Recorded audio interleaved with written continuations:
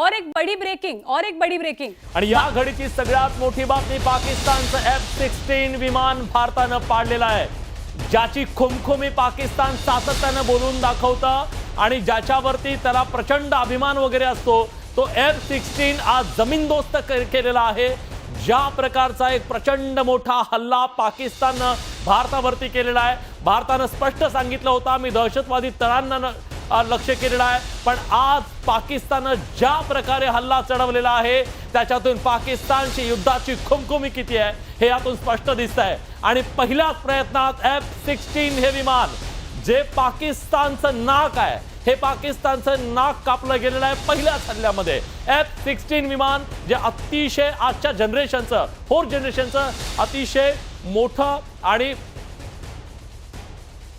अपने जम्मू कश्मीर से bureau chief Tejendra सध्या आपल्या सोबत है। तेजेंद्र जी, क्या हालात बने हुए हैं? अभी एक सबसे बड़ी ब्रेकिंग न्यूज आ रही है कि F-16 गिरा दिया गया है भारत की ओर से। फिलहाल हालात कैसे हैं?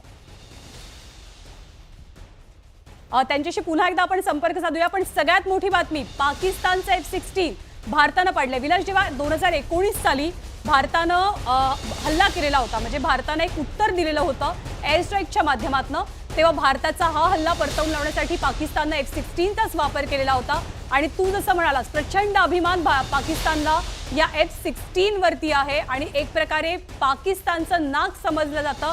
पण तेच F-16 जैसलमेर इथे, राजस्थानची बॉर्डर, जैसलमेरची बॉर्डर, तिथेच पाडण्यामध्ये भारतीय सेनेला यश मिळालंय, वायुदलाला यश मिळालंय। पुन्हा एकदा आपण सरांकडे जाऊया, जर त्यांना आत्ताची अपडेट समजली असेल तर।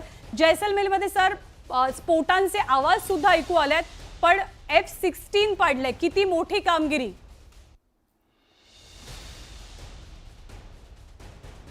प्रश्न माझ्यासाठी आहे? Yes sir, yes sir.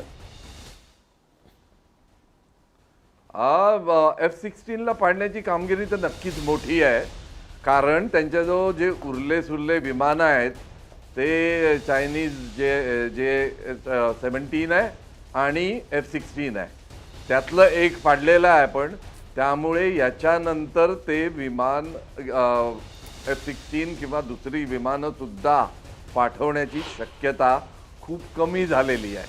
त्यामुळे त्यांच्या या पहिल्याच विमान हल्ल्याचा आपण त्या विमान नेस्तनाबूत केल्यामुळे त्यांचं आता धैर्य कमी होईल यात शंका नाही।